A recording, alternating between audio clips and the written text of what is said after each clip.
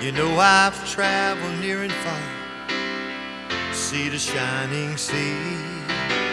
I've seen a lot of places and people that were nice to me. One place that's in my heart, and this is how I feel. I'm talking about my hometown, Fayetteville.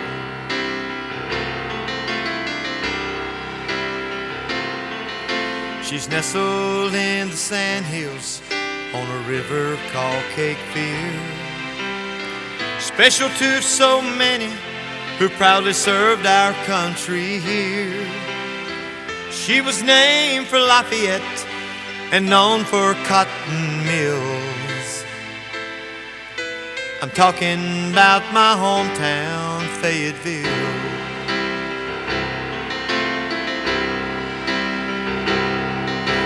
My hometown, Fayetteville. I'm so proud to be from here. It don't take long when you're away from home to find out how you feel. It's always good to come home to Fayetteville.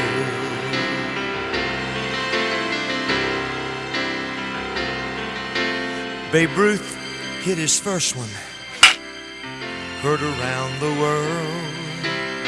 Sherman marched with the Union and burned the arsenal. Old Market House still standing, but stands for freedom's will. I'm talking about my hometown, Fayetteville.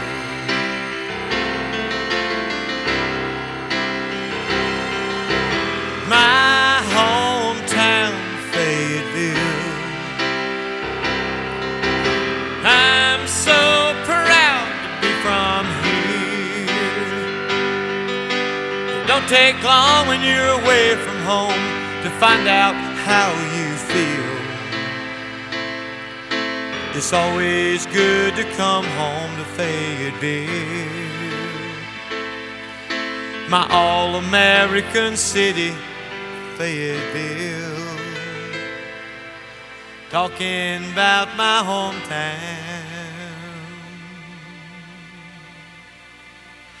Fayetteville.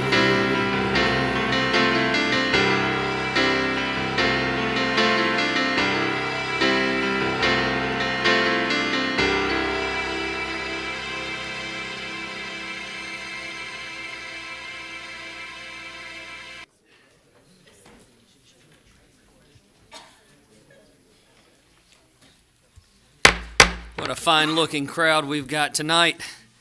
Welcome to the January, that was meant for this council. Welcome to the January 28th regular city council meeting. We'll ask the Reverend Cassandra Thomas to come forward. She is the Air Force chaplain and supply pastor for Presbytery of the Coastal Carolinas. Welcome. Thank you, sir. When we are finished with the invocation, if everyone would please remain standing for the Pledge of Allegiance. Thank you. If you'll pray with me, please.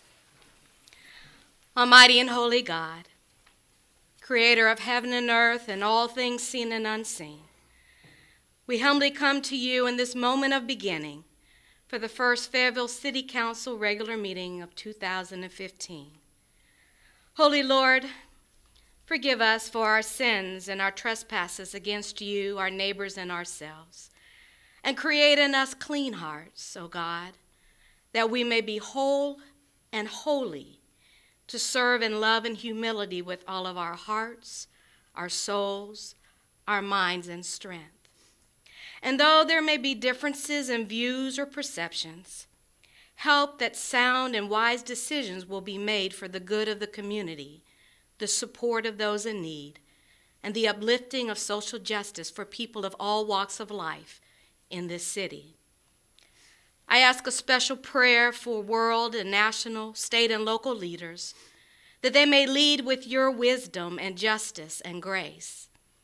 And I ask a special blessing for Fayetteville's mayor, City Council, the city staff, employees, departments, committees, commissions, and board members that serve for the well-being of this community. I ask, O God, a blessing for the people of Fayetteville and Fort Bragg, that in you we may trust, and for your creation on earth we may give our best and live in harmony with one another for the common good, doing for others what we would desire done for us. Bless our military and their loved ones here and around the world as they serve to defend our nation and our liberties that we cherish. And almighty and merciful God, in communion with all who hear this prayer, I pray humbly and gratefully to you. Incline your ear to us, O God, and grant us your peace, now and forevermore. In Christ Jesus' name I pray. Amen. Pledge allegiance to the flag of the United States of America and to the republic for which it stands, one nation, under God, indivisible, with liberty and justice for all. Thank you so much, Reverend Thomas.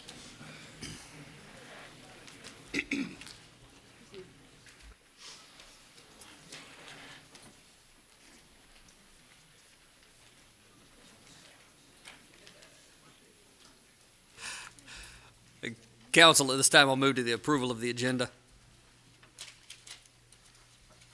Mr. Mayor, if it please the council, I would move that we approve the agenda with some minor amendments.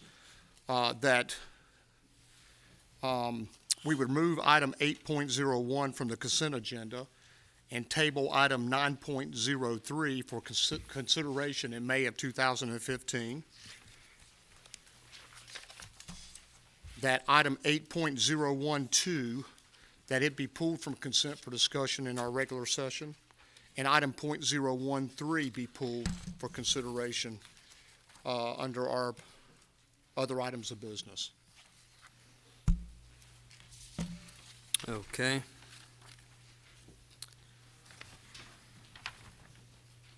So what we're calling for discussion is 8.012 and 8.013. We're asking for 8.01 to be removed. And item 9.03 to be tabled for discussion in May of 2015. Great.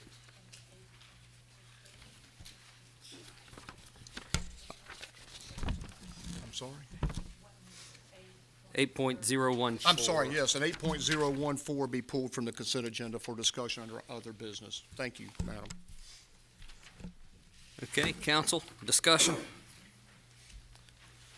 Seeing none, I'll ask for your vote, please. Madam Clerk, that's unanimous.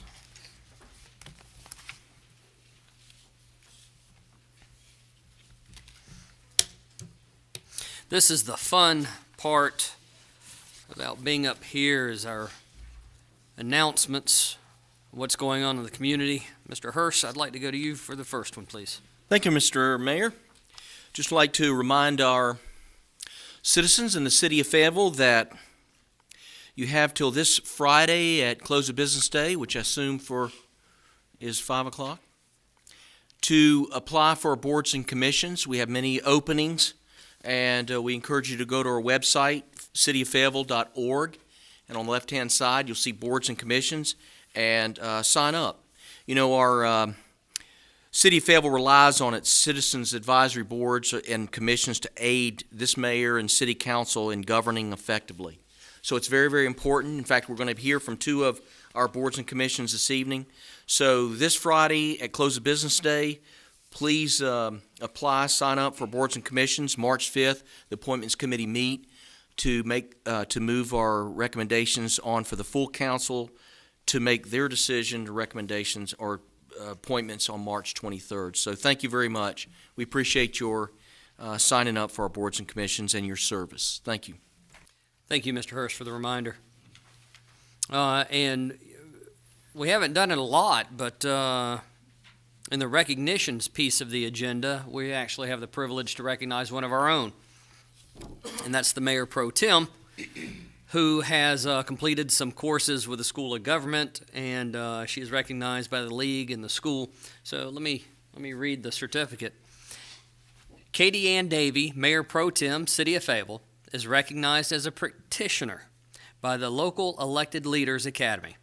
That's dated October 13th, 2014.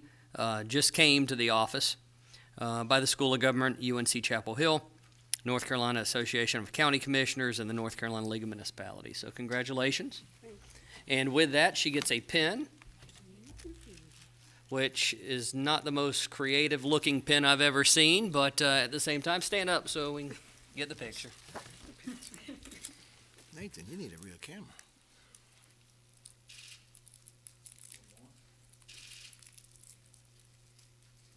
Great. Thank you, Mayor. Awesome. Congratulations. All those class hours, you can tell us what we do wrong.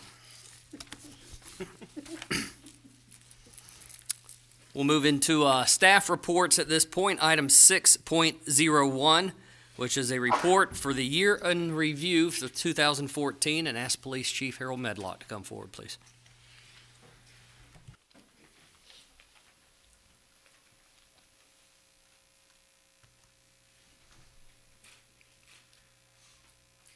Mayor, Council, Mayor Pro Tem, thank you so much for allowing me to be here with you tonight.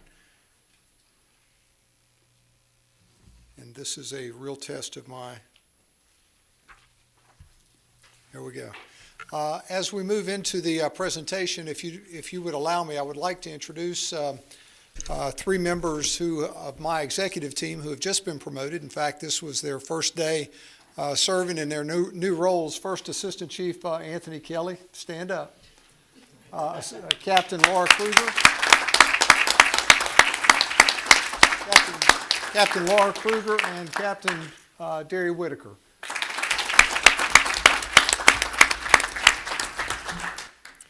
So I will tell you, folks, I think we've had a very good year.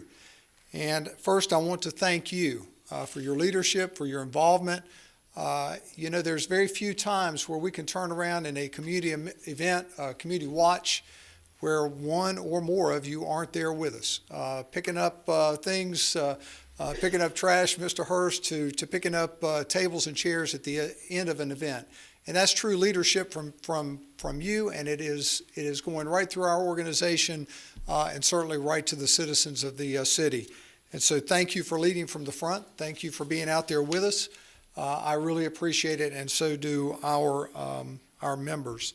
So I'm not going to spend a lot of time going through each one of these categories unless you have a particular question or issue, but I do want to raise a couple of positives. First, while any homicide, any death, one death is too many, one murder is too many, I do want to recognize that we have had 5 fewer murders in our city this year versus the same time last year. Additionally, we have had something of a nervousness about reported rapes. Folks are a little bit sometimes nervous about the rapes, the number of rapes, and the fact that they have increased in our city. What I can tell you is that while, again, sex assault, rape is certainly a crime that we are trying to drive down, we believe that the reportings are because victims are more willing to come forward and help us then prosecute those cases.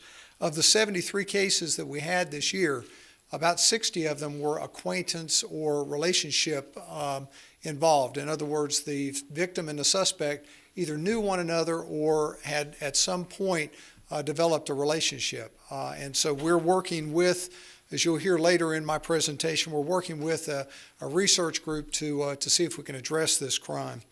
We've had 107 fewer robberies this year, armed robberies this year than we did last. That is a huge decrease for us, and having those people who typically are sticking guns or some other type of weapon in the victim's face to have that kind of drop. So we're very encouraged to see that. And overall, we've had over 100 fewer violent crimes this year than we did last.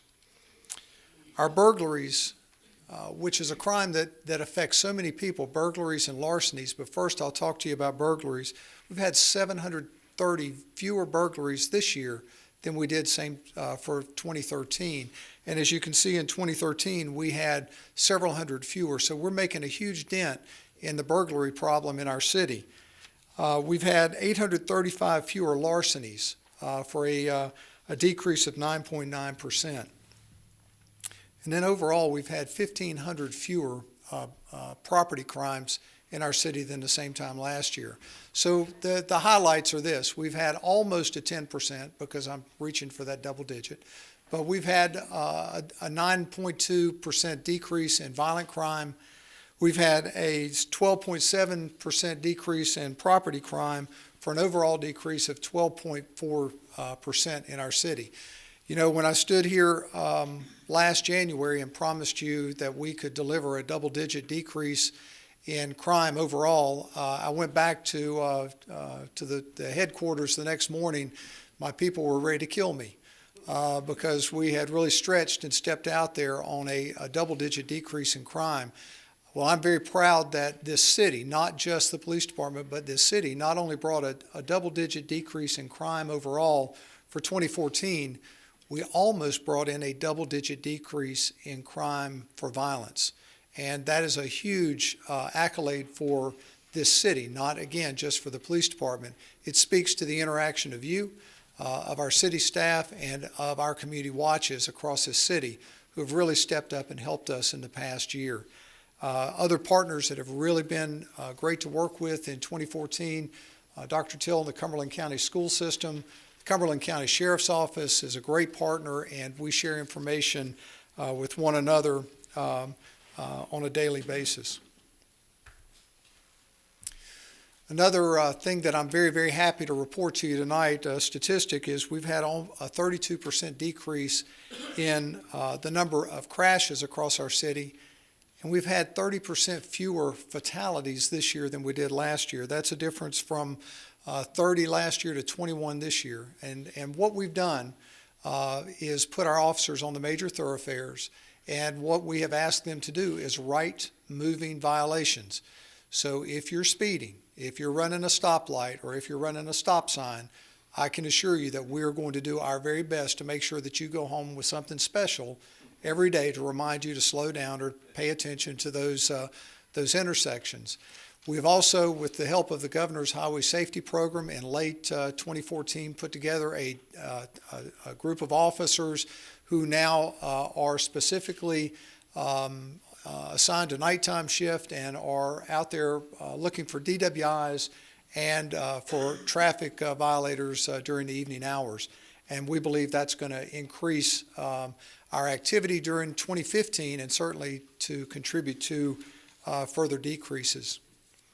Additionally, we have had, I want to talk to you a little bit about our use of force reporting. And again, I want to remind you these are all preliminary numbers. We expect the numbers to be substantially the same, but certainly the SBI will address our crime numbers and give us the final total sometime mid-2015, which is when I'll come back and give you those numbers.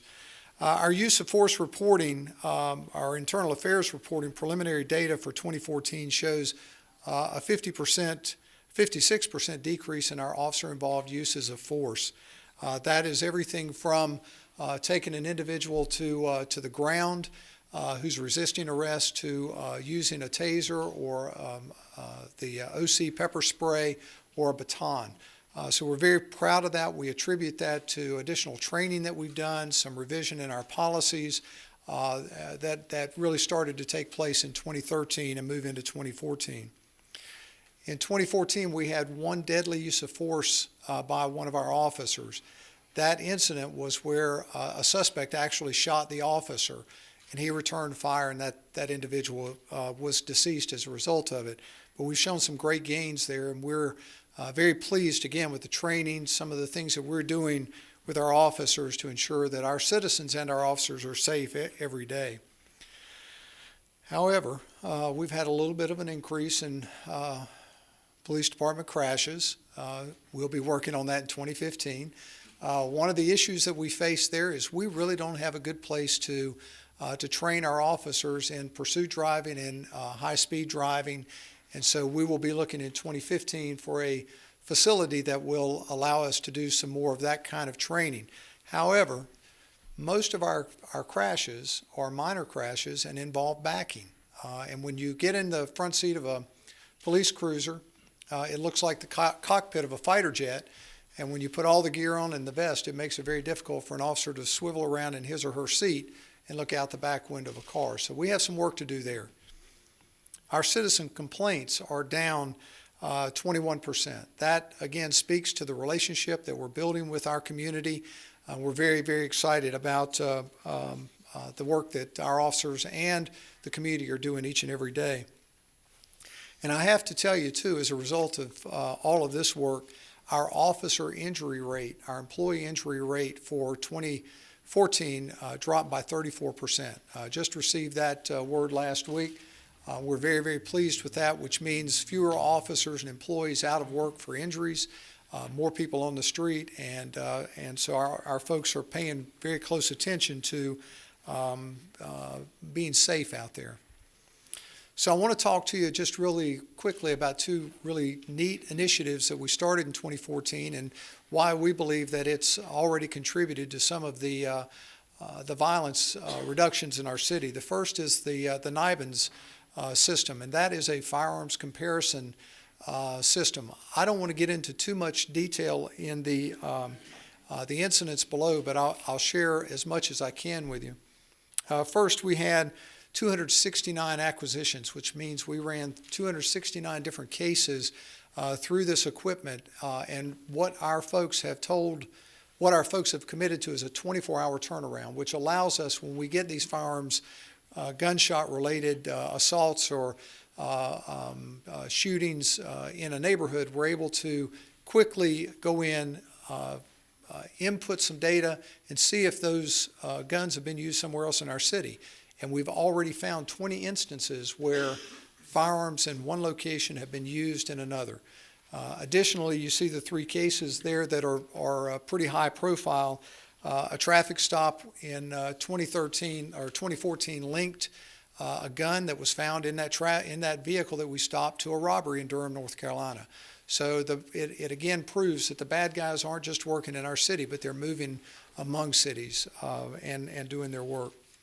In another case, we had 3 shooters identified and charged, where initially we thought we only had 2. And again, that was based on the information from this diagnostic equipment, and it's really providing us some great information.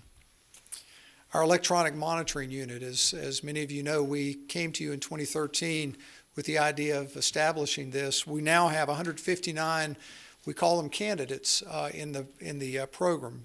Those folks are both being actively monitored and those folks that are still incarcerated and trying to make bail. If they do make bail, they will be put on the bracelet and monitored. I've got to tell you very quickly, we had an individual that went to another city, committed some crimes, and through our electronic monitoring, we were able to reach out to that city and ask if they had had any incidents where in a particular area. They responded they did, and we said, well, we've got a pretty good idea who might have done it. And what the individual didn't realize is that GPS means global positioning satellite. It doesn't just mean Fayetteville, North Carolina. So it's not only helping us, but it's also helping other cities around us. Our FPD camera system, as you know, we have 28 cameras that are currently operational. We expect to have phases 3, 4, and 5 completed actually in the middle of next month, and we expect to have 100 active cameras by the end of 2015. We already have private business owners who have stepped up and purchased a camera to be placed on the thoroughfare outside of their business. They pay for the installation, they pay for the camera, and essentially we're monitoring that system. So it provides security for that business, but it certainly allows us the flexibility to add additional cameras. And we really expect in 2015, as we build the network out, that more and more business owners, more and more companies will step up and ask to be a part of that system. And then finally, the body-worn cameras. As you know, we started a test in February of last year where we put 5 cameras out. We have been very pleased with the results of the system. And so we expect by the end of 2015, I expect to be able to come back to you and say that we have installed those cameras on every one of our patrol officers, roughly about 300 cameras. And I'll talk to you a little bit more about that in just a couple of minutes. And I'm sure you might have some questions about it. 2015 initiatives and outlook. So here I am standing in January of 2015. And what I'm telling you is that I believe that we can deliver again a double-digit decrease in crime for this 12 months. I have looked at the crime. I know that there are places that we can make some gains. And I do believe that we'll be able to bring in a double-digit decrease in 2015, given the relationship we have with the community, your leadership, and certainly our partnerships with the community watches across this city. As you know, we have the DOJ collaborative reform process. Those folks will be actually in our city Wednesday, Thursday, and Friday of this week, beginning the work. We expect to, again, be able to come to you next year and report that we've had even fewer uses of force, fewer citizen complaints as a result of our work with the collaborative reform process. And the Office of Justice Program Diagnostic Center is well underway. We are in the process of developing work plans now to address those concerns that arose, and we'll talk a little bit more about one of those before I leave you tonight. And then another project that we're undertaking with the Police Executive Research Forum with several other cities is defining success in responding to sexual abuse. That is one way that we believe that we will be able to begin to address the sex assault rape issue that we have by learning more about the reporting process, the victimology, and also the suspect information. And as I said before, we expect to have all 300 of our patrol officers equipped with the cameras. You know, there's been a lot of talk about cost and how we're going to go about doing this. Mr. Arp, I am going to work hard to go after the grant that would help us pay for half of the cameras. As you know, the federal government has given that money to the states, and we're going to apply to the state and work hard to get that. The other part of that, those funds, we would like to raise through private donations. I would like to tell you that we'll be able to raise all of those funds. My expectation is that we're going to work hard to do that. And if not, then we may have to use some other source, such as asset forfeiture. But we're certainly not at this point going to ask council for any additional funding for it. I know there's been a lot of information in the media about cameras and costs. Let me talk to you just or tell you real quick about that.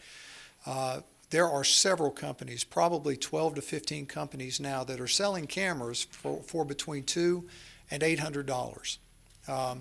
And it's much like you get anywhere else. You get what you pay for. So we're not going after the cheapest. We don't anticipate going after the most expensive, but we're going to go after the best quality product we can get for the money. When you talk about $300 for a camera, that's exactly what you're getting, one camera for $300. To support 300 officers with 300 cameras, you need a robust back-end management system. And so you could figure that for a $300 camera for 300 officers, instead of having, we can now look at a cost of somewhere between $600 to $800 a camera per officer for the entire system, the support system, and then it goes from $600 to $800 a camera to $1.1 million for the cloud, wherever the cloud is. So we're now looking very, very closely at a local server-based system that would allow us to manage it here. And while we would pay a little bit more money up front, we believe that it may be more economical in the long run to have that server here and then require less actual camera equipment for the officers.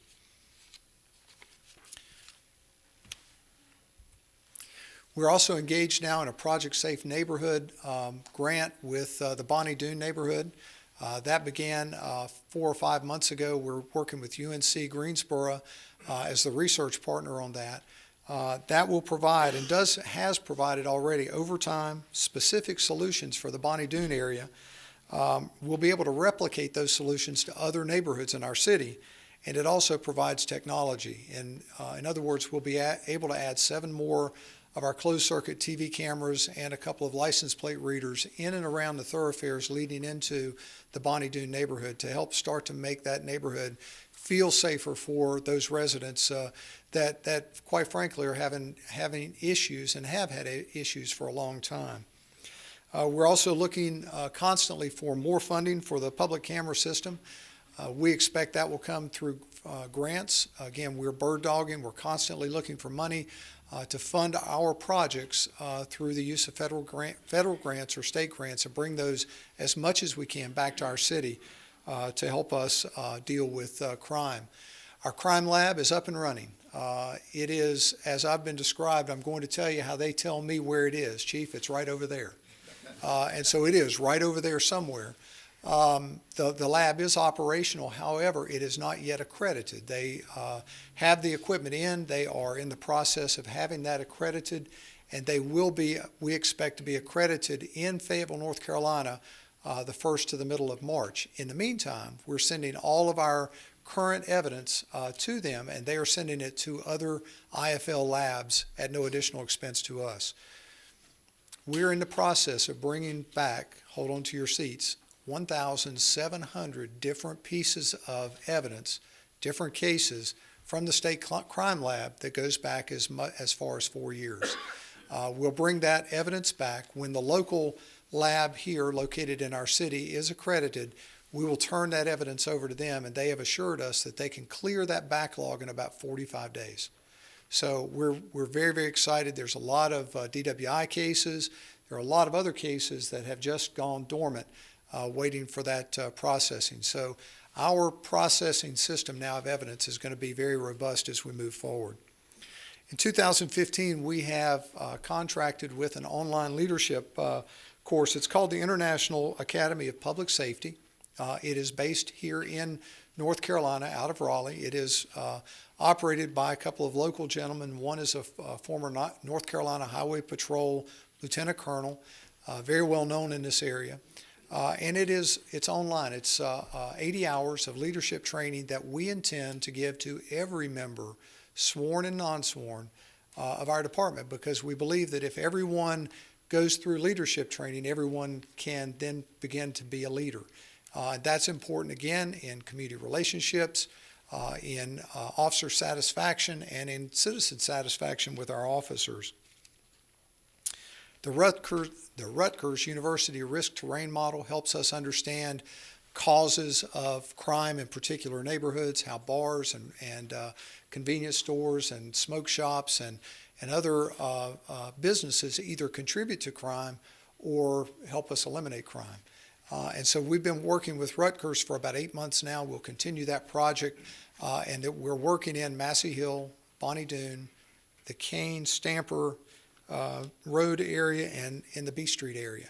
All of these have been ongoing, and all of them will continue to be worked until we can resolve some of the issues there and learn from it. And then the last thing that I'm very pleased to tell you about is the collaboration with Cumberland County High Schools. And I have to tell you, this came out of the DOJ, OJP, one of the recommendations, but it came out of a listening session that many of you attended at, wow, it just slips me, the community center, Smith, what is it? Smith Rec Center, thank you.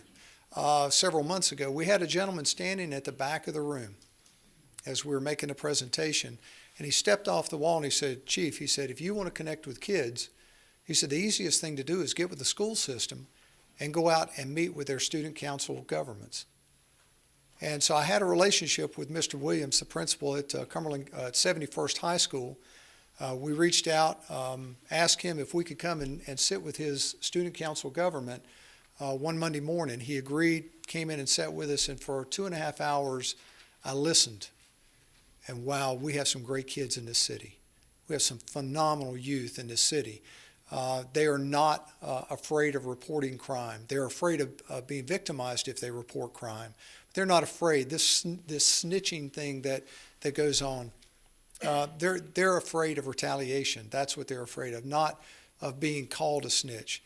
They're concerned about their safety. They're concerned about when they go to a house party being safe. They wanted to know how they could tell us about house parties, Mr. Colvin, so that we could do drive-bys, a good drive-by, by the way, so that the police could do drive-bys and make sure that they were safe and not roust them. So we're working through that. There's some great relationships, some great advice, and from that, we'll be moving through the different high schools around the city to hear what the youth have to say, and I'll be meeting with them on a regular basis. So we're very excited about that kind of information, that kind of collaboration, and also the Fayetteville Cumberland County Youth Council. I'll be meeting with them on a regular basis to hear what they have to say. Again, we have to connect with the youth. That's what we've been talking about for a while. Councilman Wright, that we have to somehow connect. By the way, Councilman Wright was with us that morning at 71st. Thank you, sir. So we have a lot of good things happening for 2015. We're very excited that we believe we can bring in another good year in crime, and I'll be happy to answer any questions that you might have at this point. Chief, do have a couple of folks with some questions. I do want to talk a little bit more about the crime lab real fast. I know that that was sort of the brainchild or the push from our district attorney. Do you want to elaborate any on the way all that came together with the cooperation between the agencies, or does that pretty much say it all? Well, it does. You know, there are three silos there. The Cumberland County Sheriff's Office, the Cumberland County District Attorney, and the Fayetteville Police Department. And so we all have our slice of the pie, our particular interest. But, you know, over the last year, we came together, and the Cumberland County Sheriff's Office and the Fayetteville City Police Department, with your support, with your direction, were able to raise the funds quickly, make this happen, and to have this kind of a facility in place in just the space of about 8 months says a lot for all three agencies, but it certainly also says a lot about the county commission and also you folks on city council. And then as I walked into this room this evening, one of the reporters grabbed me and said, "Hey, I don't know if you've heard, but this just came over. I understand that you have been invited to speak at President Obama's task force for 21st century policing. And you're headed up to Cincinnati to represent. Is that correct?" Yes, sir. On Friday morning. Thank you, Greg, for the tip. Thanks, Greg. On Friday morning, I'll be addressing or testifying at the 21st Century Blue Ribbon panel that President Obama assembled to deal with issues that have occurred in our country over the last 6 months. And I've got to say that it says a lot for the city and also for the Fayetteville Police Department that they've invited us to come and share some of the things that we're doing here, some of the things that we've learned. Certainly our partnership with DOJ and the work that they're doing with us says a lot for the openness of this city, the openness of the police department, and the progressiveness of who we are. Thank you. The first slide I saw was Councilmember Colvin.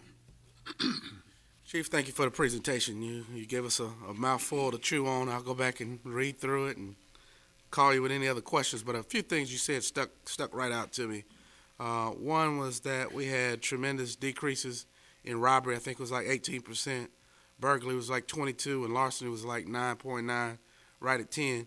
And I know that we've recently experienced some decline in our unemployment rates. And so, as a law enforcement officer, professional, would you say is that coincidental? You think that's a direct connection between folks going back to work and those three areas declining as we continue to make policy for that kind of thing? Mr. Colvin, jobs always matter. And I certainly think that those folks that might not otherwise think of stealing are going to do sometimes what they have to do to put food on the table or pay the light bill or the power bill for their family. So certainly I am all for creating those opportunities. I think there's a lot of things that contributed to that. Certainly the economy is starting to improve. But we've also done some very strategic work in dealing with those individuals who are habitual robbers, who we could have the best jobs in the world, but that's their chosen profession. I'm proud to say that I think right now that most of them are wards of Sheriff Butler at the Cumberland County Jail. But certainly there are those folks that intend to do harm to others and steal when they really don't have to. But I certainly believe that the economic improvement is a help. Thank you, Mr. Mayor. Chief, you know, I want to say congratulations to you and your leadership team, and you got some fine-looking folks who are moving up in your leadership team, and we expect great things out of them. And you are providing great things. The trend analysis is trending the right way. It's exciting. And, you know, I'm very pleased with some of the initiatives. I do have a couple of questions. One is on the body cams. You know, you talked about doing the fielding of the body cams, you know, in 2015. Are you looking at doing a one-time fielding, or are you going to do a phased fielding across the year? I mean, I think you said that you were looking at using money from grants to help pay for that, and you were also looking at trying to find private donations. So is your plan based on funding, you're going to phase in these cameras, or are you going to do a one-time fielding? I'd like to do a one-time fielding, because what happens, Mr. Arp, is if we phase it, there's always going to be that question of why didn't that particular officer have a camera when they were engaged in something. So ideally, that's what we would like to do. I will tell you this, again, if you don't mind, we have developed a policy in the last 90 days where every officer, when they're engaged in a citizen contact, turns on their DMVR, their belt pack, so that every conversation, every interaction is recorded. And that's the best we can do until we get to these cameras. But the danger with the body cameras and the grant application is it's a matching funds grant, and so we will not be able to get funds from the granting agency unless we can commit that we have those same funds here ready to go. That's the danger of the fundraising versus just coming and asking you for it. But I think if we can be aggressive enough, we should be able to raise that money. Well, this is important for the safety of our officers in the field, to have that line of sight camera footage and the DVR, the digital voice recorder, that coupled with the video. But it's also very important for the safety of our citizens. Absolutely. In that, you know, we can observe any kind of traffic stop, both with the vehicle and then once the officer gets out and they're on the perpendicular areas of the vehicle. So it's very important. Speaking of vehicles and the video systems on the vehicles, you mentioned that our accident rates are up. And that's because of maybe some rear-end accidents we've had. Is there any way, on most new vehicles now, your camera can be used as a backup camera? Do we have the capability to dual use that camera on the back of the car so we can use it for a safety feature when we go into reverse? You know, the cameras that are mounted in personal vehicles usually are mounted in the license plate area. A camera that we would mount in the back of the car, all of our cars have cameras in the back seat, but it simply is looking out the back window. You're not seeing what's really down low. And most of ours are the post, perhaps another vehicle. And, you know, a lot of it is we're on a call. We're stationary. The officer receives a call. They back out of that parking space very fast, not really checking their six. And so they bounce into something. You know, the cameras are so inexpensive now on vehicles that certainly, as we move forward, and having that rear display in the console would be, the factory mounted one would certainly be an advantage. I would recommend it. I did that for my teenage son on his truck, and it was a low-cost investment to hopefully save me some money. Yes, sir.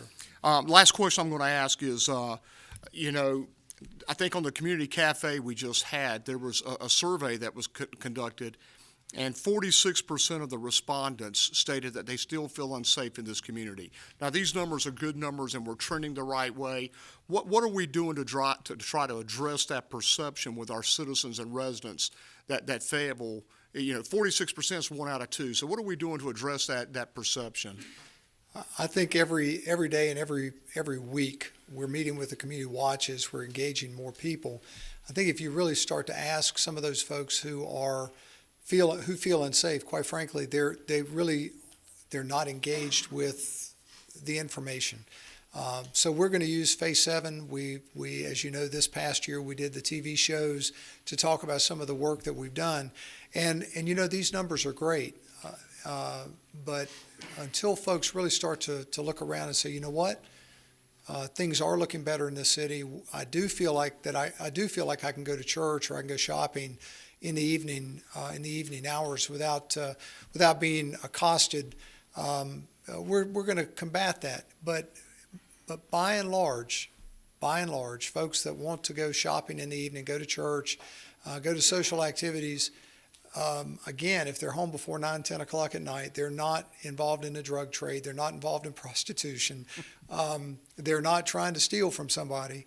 They're not going to be a victim of crime. The folks that are victims of crime most often that are afraid are those that have had their lawnmower or their bicycle stolen or had their car broken into. So we've made a huge decrease in crime, in burglaries and larcenies over the last year. We just have to continue to knock it down. We also have to get folks to call us when they see something suspicious. And you hear it at community watch meetings yourselves. You hear people say, well, I knew something was wrong, but I just didn't want to bother you. I didn't want to call the police. And that's the most aggravating thing in the world for us, that our citizens see something and they just decide not to call because they don't want to bother us. I'll tell you, and I'm telling the folks that are watching this show tonight, or this council meeting tonight, bother us. You're paying taxes to pay us to go out there and be bothered. We expect that. So we really need that help. We need folks talking more and more, though, about the fact that Fayetteville is a safe city. And I think what you're going to see this year is although I don't put a lot of stake in rankings, but I think you're going to see us improve dramatically. But there are always going to be those people that say, I just don't feel safe. We just have to continue to reach out to them. Well, Chief, we appreciate your work. And I had a nice phone call with one of your detectives the other night about 9:30. Someone had gotten into my vehicle and stole a couple of items, and they actually ran the fingerprints, and they've identified the suspect. And so I'm pleased, my neighbors are pleased, and we just want to thank you and all of the Fayetteville PD for the great work you do. How did they get in your vehicle? Was it unlocked? Yeah, Plead the fifth. Unfortunately, that rear backup camera I bought doesn't work the door locks for a 16-year-old, but I suspect it was probably unlocked, Councilman Chris. Thank you, Mr. Hart. Mr. McDougal. Mr. Opp, you can always plead the fifth. Certainly, Chief, we want to thank you for the wonderful job you're doing. I was at the recent graduation, and certainly want to thank you for the new recruits that you're bringing on and our efforts to assist you in making available the funds to have new troops, officers. Also, it still concerns me, though, and you know that we are recruiting the necessary number of minorities. I did note that you had quite a few number of Hispanics, and that was wonderful to know that we are recruiting some minorities in that area. But we also still need to recruit as many minorities as we can in all areas. But it was a good company of new recruits, I thought, that you brought on, and they look real good. I also want to thank you for the wonderful work that you're doing in the Bonnie Doon area, in this safe neighborhood. And one of the reasons I want to thank you is I didn't get as many calls during the month of December from the people in that area, and you know what particular area it is, and I thank you.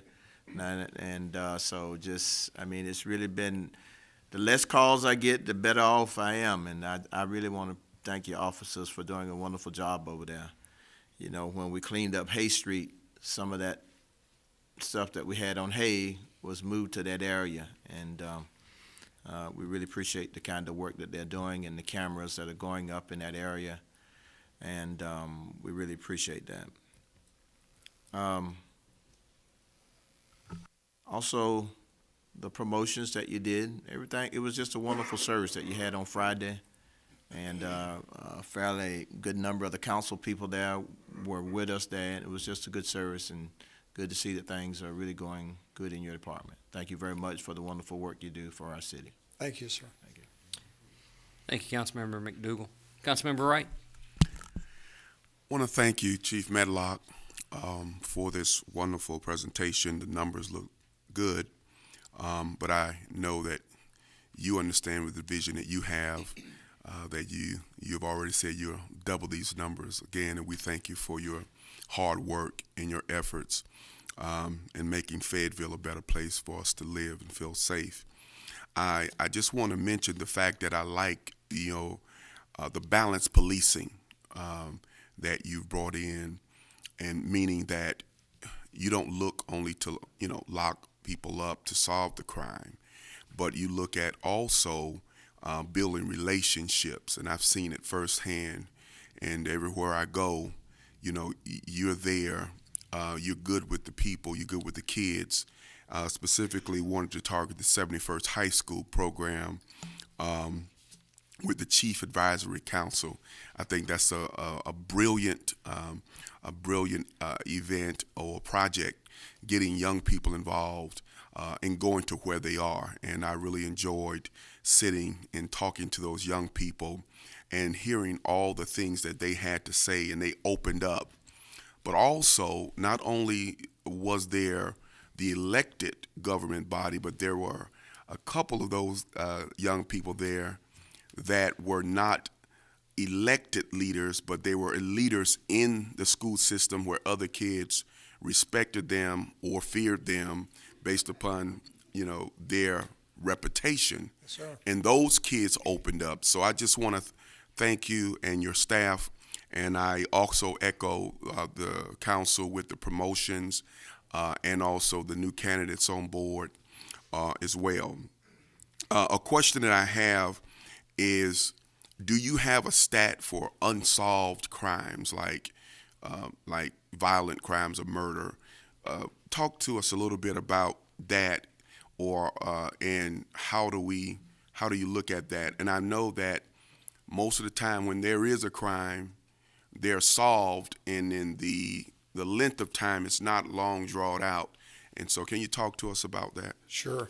And I'll go to murders, homicides exactly. For 2014, of the 20 homicides that we had in 2014, 4 of those are unsolved. That actually is low for us. We typically, with homicides, have a closure rate almost immediately better than 90%. We have some cases that, quite frankly, we believe we have a substantial amount of information that leads us to particular individuals in those cases. We don't have enough to make an arrest. And we're not going to make an arrest until we have sufficient probable cause to take that case all the way through the court system. So we're a little bit frustrated that we're down to, I guess that's about 80% for the year, if I'm not mistaken, rather than being up above 90% in our clearance rate. As an example, burglaries and larcenies, and I'm going to give you round numbers here because I don't have those, but we typically hover at between 28 and 31% closure rates on active cases. Mm-hmm. So ideally, I'd like to be up around 60 to 70%. I need a lot more detectives to be able to bring those closure rates up. One of the things that I believe is going to help us bring closure rate up is a thing called touch DNA. And it's not a full DNA profile that you would use perhaps in a murder, but it is something that for a relatively low amount of money, instead of a fingerprint, being able to use someone's DNA that we collect on a burglary or a larceny for about $60 right now. That cost is coming down as the technology improves. It's certainly going to help us bring our closure rates up in those cases. Aggravated assault, I'm going to tell you, that one, I look at that almost like I look at murders, people are getting hurt. Aggravated assaults include domestic violence, where one spouse cuts, shoots, beats, otherwise harms the other, all the way to carloads of youth that decide they're going to open up on one another. No one dies, but people are hurt. It also includes shooting into occupied dwelling. We had a case last week, I believe, where a bullet actually entered a house and entered the bedroom where a child was sleeping. It didn't have enough force. It certainly didn't hit the child, but it didn't have enough force to cause damage. But that is an indication of somebody shooting a gun up in the air, not caring where that bullet comes down. But that's also included in these aggravated assaults. So as we move forward with our NIBINS system, we believe that we'll be able to bring some closure to some of those gun assaults. We're at about a 30% closure rate on our aggravated assaults. That's given that we just put a full-time team about 6 months ago of 4 aggravated assault detectives in place working nights to deal with those cases when they occur. Okay, thank you. Just a follow-up on the shots. Is there a I don't know what to call it, is a program or something that they use in the military with shots fired? They could go, based upon where the shot was fired and the sound, there's a program or system that could identify the location of the shot immediately or something like that. Are you familiar with that? I sure am, sir. I'm very familiar with it. Purchased a system a couple of years ago, 3 years ago, as a matter of fact.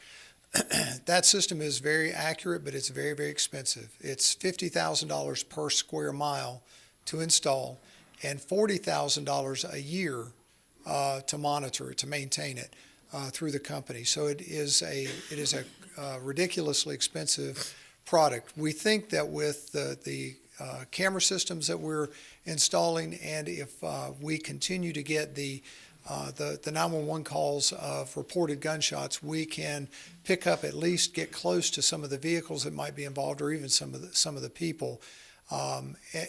And we don't have a neighborhood in this city, one single square mile, that we could justify that for the level of gunshots that we don't have in one particular place.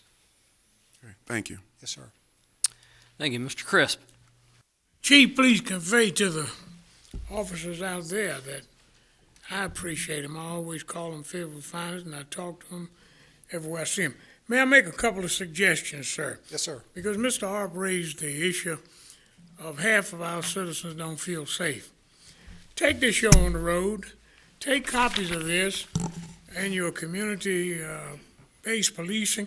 Take copies of these to your community watch meetings and homeowner association meetings. Give them to them. One thing you didn't say in here that's got to be said to the citizens. You've trained 43 police officers in the last, 8 months? Yes, sir. 43 police officers you've trained.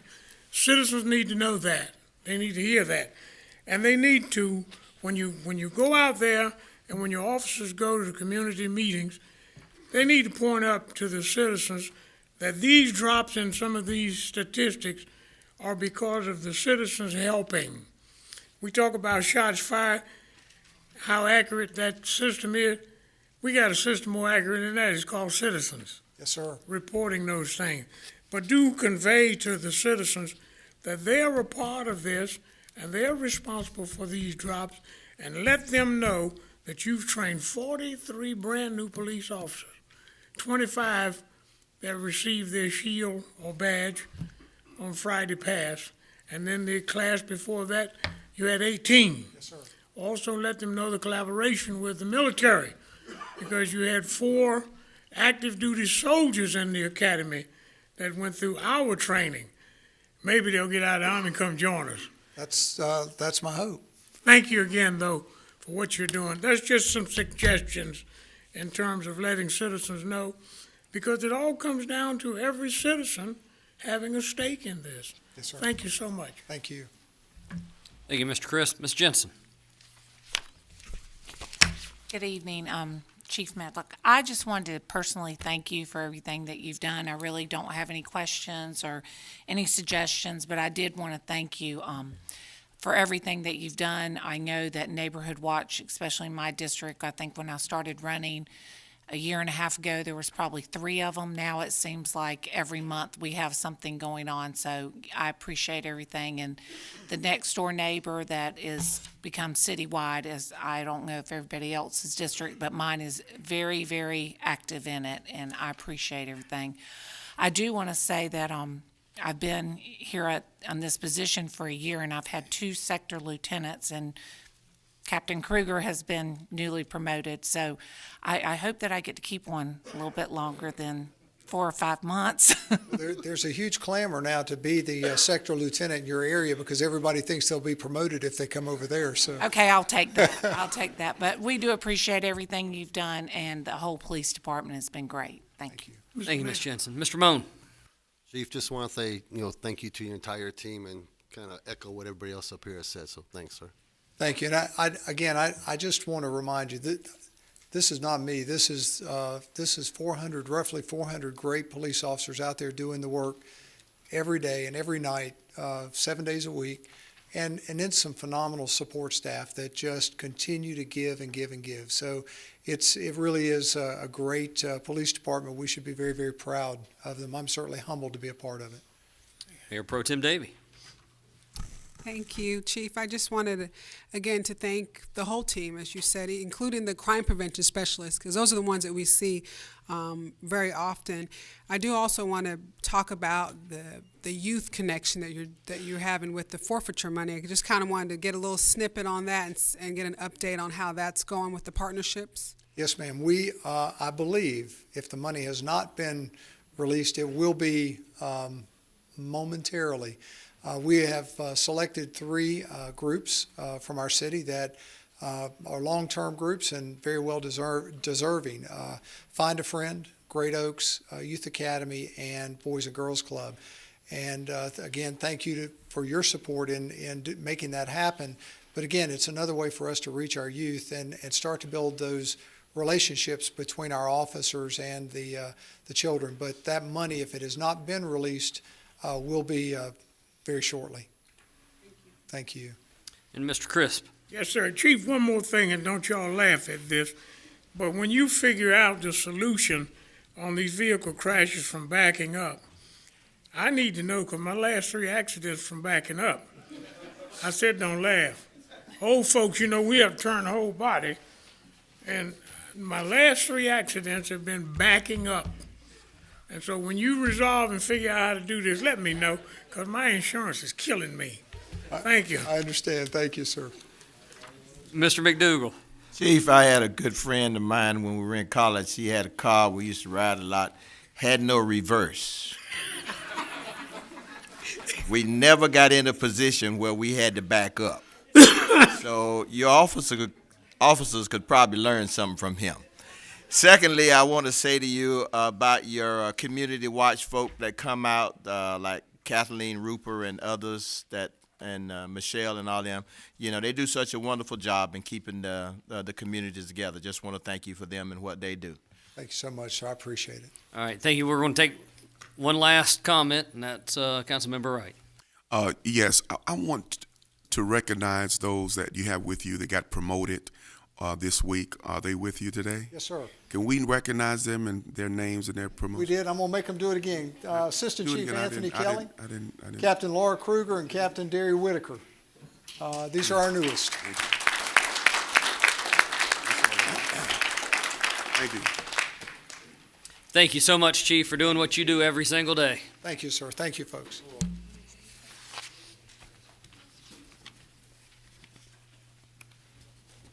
Council, at this time, we'll have reports from committees. I'm looking for my paperwork. Sorry.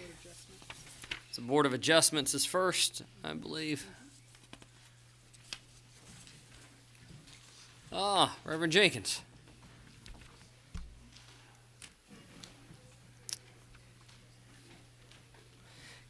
Council, we're on 7.01. It's the agenda item for the Board of Adjustments annual report. Mr. Bill Jenkins, welcome. Good evening, Mr. Mayor, council members. I'll have to say, following Chief Medlock and his report on the fine work of Fayetteville Police Department is going to be difficult, but I'll try my best. At this time, I'd like to start with an overview of the Board of Adjustments for those of you who might not be quite familiar with it as a body, and then touch on a couple of highlights for the year 2014, and then also finalize, discuss some observations from the board. The Board of Adjustment is a quasi-judicial board responsible for hearing and deciding appeals, variance requests, and interpretations of our zoning regulations. Variances provide a relief of standards when evidence of hardships prevent compliance. The board must adhere to existing regulations and can only recommend changes to the ordinance where an update or revision may be needed. Our board is composed of 5 regular members and 2 alternates appointed by the council for 3-year terms, and they're staggered terms. Meetings are held on the 3rd Monday of each month at 5 p.m. in the council chamber. Applications are reviewed by staff for completeness, with staff making recommendations based on required findings. Public notice is given and the public hearing is set before the Board of Adjustment. The Board of Adjustment makes the final decision to approve or deny variances or appeals. These requests do not go before this body, the City Council, as our board is autonomous. Appeals of the Board of Adjustment decision must be filed with the Superior Court of Cumberland County. Some highlights from this past year is that our board reviewed 4 variance cases. This was the same caseload as the year 2013.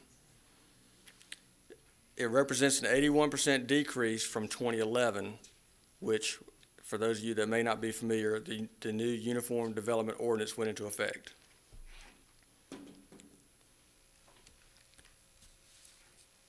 Some observations of our board. In the past 10 years, the Board of Adjustment had a high of 58 cases for review to a total of 4 this past year. This decline in cases suggests this is a direct reflection of the current code and its flexibility. Fewer cases is good. The rule of thumb is that over 20 cases annually indicate something is wrong with the code or the board or both. The updated code allows for alternative options, administrative adjustments, and other scenarios that can be handled at the staff level. Additionally, it provides a more streamlined approach to project completion and a reduced time frame as opposed to the amount of time needed to process a case through the Board of Adjustment process. Staff has been great to work with. They are very thorough. They keep us informed. They make our job easy, and I do want to say that city staff working with our Board of Adjustment does an excellent job. You have a very professional staff in that department. That's my report. I'll answer any questions. Thank you, Mr. Jenkins. Do you know what does it cost to refer a case over to the Board of Adjustment? There's a $500 fee, application fee, that's paid up front when the application is submitted. Again, with the streamlined process now and staff working with these individuals, this is a cost-saving measure for these folks that are making applications. It's saving them money. Do you know when it went to $500? I'm sorry? Do you know when the fee schedule went to $500 mark? No, I'm sorry, I don't. It's been a few years, but I can't tell you the exact year that it was implemented. Well, thank you. Thank you for your service on the board. I don't see any lights, which is a good thing. Thank you very much. Have a good night. Thank you. Have a good evening. 7.02 is a report from the Joint Appearance Commission. Good evening, Mayor. How are you? City Council. Just fine. How are y'all? My report's the annual report for the Joint Appearance Commission. Just give you a little background of who we are and what we do. The purpose of it is to promote the enhancement of the appearance of the community, which it just covers not only the city, it covers the entire county. The establishment was back in 2004 with various jurisdictions, and through an interlocal agreement, legislation was enacted by the General Assembly after members were appointed. We adopted our own bylaws. And our our membership's made up of 4 members from the city, 4 members from the county, and all of the other municipalities or small towns. And our qualifications are someone that's an expert of beautification. This past year, we held our awards program. We held it here in Chambers, and it was a great success. And if y'all look in your package, you can tell that it's getting more and more popular every year. And the folks they're really enjoying it. The tree board is part of our commission, and we do the Arbor Day and maintain the Tree City USA. We do have an Arbor Day planning in this coming March, and we're inviting y'all to attend with us, and there's more details to follow. A few activities that we've done. We met a total of 11 times, 9 regular meetings and 2 special meetings, and we heard a report for applying for the Tree City USA Growth Award this past January 6th, a year ago. We heard a report on the City of Fayetteville strategic planning process. That was January. Report on outdoor adoption for the gateways. That's a big subject, or it was, and we met with Ms. Davy and Mr. Colvin, and that was a lot of good came out of that. Thank you. We're trying to, we've supported phase 1 of the tree inventory this past year. Heard the county planning director's response to Jack's response with a joint meeting with the county joint plan, and we're still trying to get a lot of those meetings together, and we're meeting it with a little resistance. It's from the county anyway. We heard a report on whimsical dogwoods, and just a lot of different things that we've done, and reviewed some information from City of Raleigh regarding 2 types of appearance surveys, and we're planning on undertaking a survey of our own. We're working on it right now, and we're hoping to do a partnership with FSU with it, and let them conduct a survey of different things that we request them to. That's one of our biggest things that we're continuing to do, and of course the Appearance Awards program, and as of right now we're planning on holding it in Gates 4 at the Country Club. So. Yeah, the venue you had last year was real nice. Yes, it was. And I do appreciate everybody that came. Right here, Council Chambers. We're inviting you now to attend, and it's going to be held at Gates 4. Great. Good. If you have any questions? I don't see any lights. Thank you very much for doing what you do to keep our city better looking every day. Thank you. Council will move to consent. I'll entertain a motion to approve consent with the exception of 8.01, 8.012, 8.013, and 8.014. So moved. Mr. Colvin, Mr. Wright, any discussion? Council, seeing none, I'll ask for your vote, please. Madam Clerk, that's unanimous.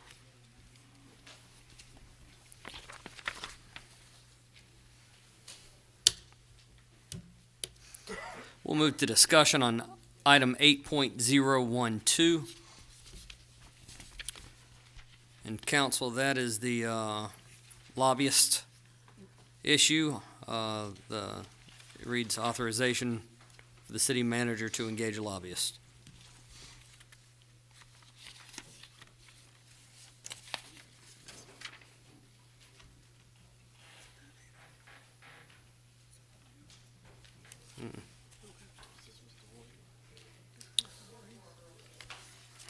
Yes, Mr. Voorhees, you want to address the council?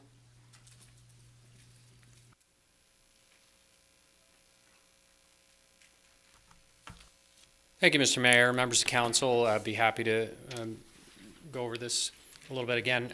As you may recall, during the work session, I believe initially in December, there was some discussion about items that may come up in the long session and how the city might benefit from having some on-the-ground representation in Raleigh during the long session. You might also recall that there was some early staff discussion in the prior fiscal year budget development process where some discussion was held about the potential value of having a lobbyist function in the city, whether that be contracted or whether that be a staff member with a role focused on advocacy in Raleigh. That was not advanced at that time, so we left that matter unaddressed. So here we are again with some interest in this matter. I think we all know that there are in any year, a number of issues that have potential impacts on city's ability to do what we need to do to support our communities. Sometimes they're revenue issues, sometimes they're issues of authority, sometimes they're unique situations. We think that there's value in having some on-the-ground representation. I believe one of our local delegation members made the comment that they're very, very busy. They're scheduled quite specifically in every day, going from meeting to meeting, and that while they will take your call and they are in agreement that advocacy from you directly is the best form of advocacy, at the same time, because they're busy, they can't represent our issues for us to other members of the General Assembly or to other committee meetings. So one way or another, we're going to have to, I think, if we want to be heard on a consistent basis, address this matter. My recommendation at this time is to engage a professional firm to do that at a cost that I believe is significantly lower than if we were to hire our own staff person to do it. The initial term recommended is for the remainder of the fiscal year at a cost of $4,000 a month, which I think you'll agree is significantly less than if we were to hire somebody, and then we can assess how it's going and decide if we want to fund that for another year or for some other term. So at the present time, I have made a recommendation to council to engage Capital City Strategies for that amount, $4,000 a month through the rest of the fiscal year, and I'm certainly available to answer further questions. Council, is there, Mr. Colvin? Thank you, Mr. Voorhees. You know, I understand that things are ever changing with the General Assembly, with cities and municipalities, and I certainly agree that it's always good to have some representation up there. Would you say it's a common practice for most cities or municipalities, particularly our size, to have someone representing us in the General Assembly? Is that, to your knowledge, do you know anything about that? I would say that the larger cities tend to be the ones who have representation. There are some, I guess, by North Carolina standards, mid-sized cities, but typically the larger ones do. Thank you, sir. Any other questions? All right, council, seeing none, I'll ask for a motion. I would like, you need a motion? Mr. Crisp, were you going to make a motion? Yes, sir. I move to authorize the city manager to engage a lobbyist at the aforementioned price. Okay, Mr. Crisp. Current fiscal year. Mr. Crisp made the motion. Ms. Davies seconded. Is there further discussion on the motion? Mr. Mayor, just for point of clarification, Mr. Crisp, your motion was to approve funding for the lobbyists just through this fiscal year? Yes. So for the remainder of 2015? Yes. Okay, thank you. All right, council, seeing no other discussion, I'll ask for your vote.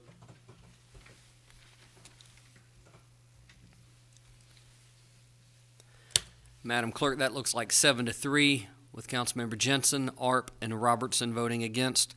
Those in favor, Councilmember Crisp, Councilmember Wright, Councilmember Davey, Colvin, Hurst, McDougal, and Moan. Thank you, council. We'll move to 8.013. Again, Mr. Voorhees. There's proposed text amendments to Chapter 14 of the City Code, Article 2, excavations in the right-of-way. Thank you, Mr. Voorhees. Good evening, Mayor, members of council. We're here to address any questions you have regarding those revisions we've proposed for Chapter 24. Well, why don't you tell council why we need to,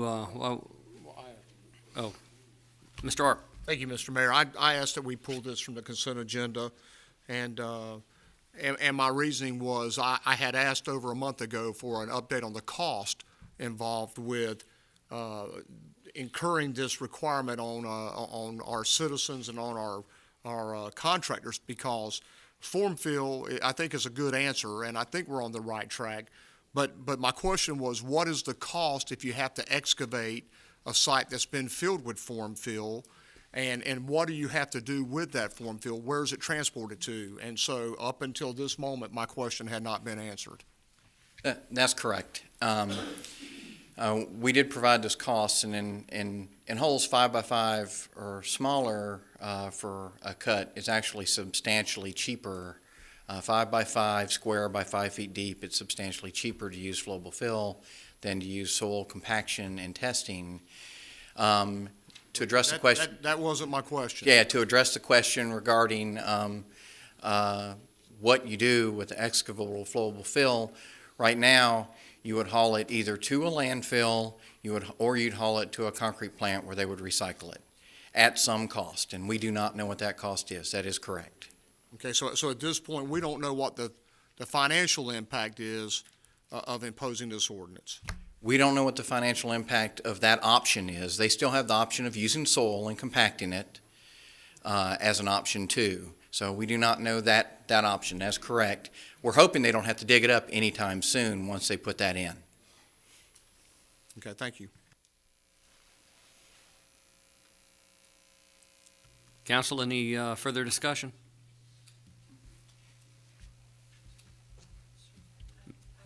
Ms. Jensen. I would like to know the cost, because if you say if they don't fill it with the form fill, they can just fill it with the soil, correct? Yes, but they'd have to have it tested and provide it to us. And we actually ran a couple of those options in and provided those options in the fact page that were provided in your submission, in our submittal. I don't have those costs in front of me, but Giselle might. Giselle has them, and she's already given them to me here. So, so when we look at those, and we look at an excavation standard of a 2 by 2 square, 5 feet deep, to get to something that's in the ground, using the standard excavation stuff of putting the soil back and packing it to the level it's supposed to be and testing it, that average cost looks about $1,160 per patch, given today's prices. Using flowable fill, it's $428 per patch using today's prices. So that's substantially cheaper to do the small patches with flowable fill. Right. The larger patches, it tends to be a break-even affair. So a 5 by 5 standard flowable fill is $1,533 to use flowable fill. 5 feet wide, 5 feet deep, $1,533. If you just do that with soil, it's $1,571. So it's about break even. Once you start getting deeper than that, you really need to do a cost-benefit analysis if you're the utility company to determine which way is the most cost-effective for you to do that. Because the standard compaction is what they should be doing all along. Okay. So that isn't an additional cost effort. Thank you. Sure. Mr. Colvin. Mr. Thompson, thank you for that. Certainly I have some level of concern for Progress Energy and Time Warner shareholders and the cost it is to them, but I'm more concerned with how much it's costing our citizens to resurface these streets that are not being patched properly. And so basically, do you have any idea about what percentage this would improve your workload? Because right now we're on about a 36-year paving cycle, or 37-year paving cycle. Yes, and if we were able to stop the degradation of those roads and use the resurfacing cycle we have now, in addition to resurfacing roads and annexation, it picks up our percentage by about 1% a year. Okay. To right now we're at 45%. And let me explain that. 45%. Our benchmark for paving roads and rating roads in the city of Fayetteville is 85. Our goal is 85% of the roads be rated 85 or better. And that's on a scale of what to what? 0 to 100. Okay. And the cities in North Carolina, that's a tough benchmark. That's why it's a benchmark and it's a goal. Most cities are somewhere in the 60 to 70% range. And just a couple of years ago, we were at a much lower rate, so we've gone to paving the worst roads first to improve that ranking. But as we get to those, we get to the roads rated in the 50s, and there's lots of them. And matter of fact, there's more than 40 miles rated below 50 still to pave that we need to get to. So those rankings increase from there. So this is a joint effort to try and reduce the degradation of the roads we have now that are currently paved or not going to be paved anytime, and keep them from degrading further, and put a patch on the road that's worthy of the same amount of time as the original asphalt was when it was placed and doesn't have to be re-repaired. Thank you. Mr. Crisp.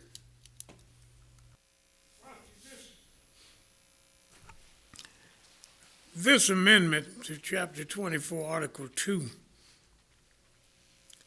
is going to cost more money, is that correct? It can cost more money, yes, sir. Who's going to pay the additional money? Where's it coming from? The utilities that are cutting our roads, sir. The utilities are the companies that are cutting our roads. Okay. Have we run this by the utilities and some of the people who are involved in excavating and filling in and resurfacing Yes, sir. roads? Have we got feedback from them? Yes, sir. After our last work session presentation with council, we had a meeting with PwC, certainly the company that does the most cuts in our road, and we went through the ordinance with them and addressed some of their concerns. And we made tweaks to and changes to that ordinance based on those requests, and those are in this ordinance. Okay. Thank you, Mr. Mayor. Mr. Thompson, so there's no confusion. You're saying that they approve of this ordinance. They want it to go forward? I'm not saying that they approve of this ordinance. I'm saying that we accommodated a lot of their concerns in this ordinance. They have standards and specifications for water and sewer lines that we comply with when we build around their facilities, and we need standards that protect our assets when they build in ours. And with regards to cost, Councilmember Colvin, one other thing I did forget to say is those companies that are digging in our roads and putting utilities in our roads, that's saving them money too. They're not buying right-of-way. They're not getting in people's property. They're in public right-of-way that we maintain. It's our assets.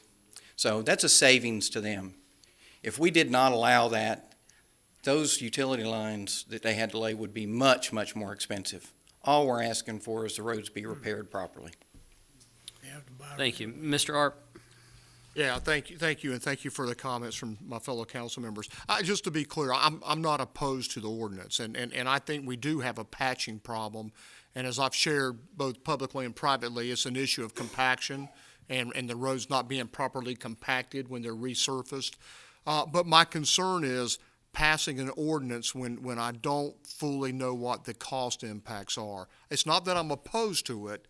I just don't know what the cost impacts are, and that makes me uneasy in voting yes for it tonight. Thank you, Mr. Arp. Seeing no further discussion, Council, I'll entertain a motion. Ms. Davey? Go ahead. Mr. Mayor, I move that we adopt the text amendment to Article 2 of Chapter 24 of the Code of the Ordinance. Ms. Davies seconded that. Council, discussion on the motion? Seeing none, I'll ask for your vote. Mine's red, I marked it. Okay, Madam Clerk, that is 8-2. Mr. Arp does not get the privilege of voting twice. He told me that was red. Yeah, I bumped it, so. So voting against, Councilmember Arp, Robertson. Voting for or in favor, Crisp, Jensen, Wright, Davy, Colvin, Hurst, McDougal, and Moan.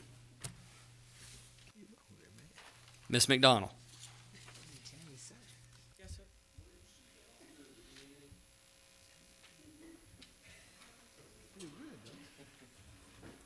Sorry, dessert will be happening immediately following the meeting. Mayor, I'm sorry. I did want to, and I was going to try to do this in an inconspicuous way, remind the council that we did need to announce the change, vote on and announce the change to the work session on Monday. Thank you, ma'am. We will do that as soon as we come out of consent. Item 8.014 is a resolution proposing the proposed interbasin transfer. Did we get clarification on the specific number of the yes, we Mr. wanted Mayor. to request? Is it 3A? I think that it's correct as stated in the agenda that the resolution opposes alternative 2A. There's a preferred option that I think is in the text. Okay, so before that is... And Mick Nolan is here if you have further questions. Mr. Nolan, that is 3A that we prefer. Okay. Could he give the council a kind of an overview so they know what's going on? Yeah, that's great. Mr. Nolan, if you would come forward, please, allow our residents. This council is very concerned with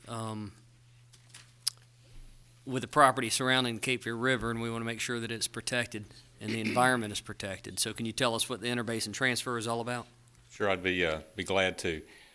Cary, Apex, Morrisville, and parts of Wake County are requesting to take water out of Jordan Lake, treat it for drinking water, but then discharge the treated wastewater into the Neuse River Basin, which constitutes an interbasin transfer. Cape Fear River Basin is giving up the water. The Neuse River Basin is receiving water. The amount that they're speaking of is about 9 million gallons a day, and the applicants had to do an environmental assessment and look at the various alternatives that were available to them to try to meet their water supply needs in the future. And of course, one of them was to take water out of Jordan Lake. There was a very comprehensive hydrologic model developed, and PwC was included in the development of that model. So we looked at the various assumptions and protocols and operating procedures that they used in putting that model together. And based on that model, according to model results, there will be some decrease in Cape Fear River flows in the 30-year period. And the model indicated that, well, if we add in the additional 9 million gallons a day from the interbasin transfer, it'll make it a little bit worse, but not bad enough that we would consider it to be significant. So the state at this time, it's a division within the Department of Environment and Natural Resources, has decided that looked at the information that's been pulled together, the modeling results, and some of their other analysis, that the option 2A, which is the one to do the interbasin transfer and not return any wastewater, is the preferred alternative, and the state has agreed to that. And they've had various agency reviews of that prior to us having the public hearing here last week, and there was also a public hearing in Apex during the first week of January. So 2A is the alternative that does not require them to do anything, just use the water and discharge it to the Neuse, which essentially involves no construction cost whatsoever to them. The other option, there were several other alternatives they looked at, but 3A was the alternative that looked at taking the wastewater and returning it back to an already built wastewater treatment plant and discharging it back into the Cape Fear River. back in 2001 was the last time they came in and requested an interbasin transfer. And at that time, the state required them to spend almost $300 million putting in a sewer outfall system and wastewater treatment plant to take and treat part of that wastewater and send it back to the Cape Fear River. And so it seems to us that if it made sense to do that 15 years ago, and they spent $300 million putting it in place, it just is incredulous to me to believe that that's not what they would require this time. But of course, the construction cost is different because they would have to put in some additional wastewater pumping stations to get the wastewater back to the other side of the ridge so that it could be treated and discharged back into the Cape Fear River. That is the option 3A, and that is one that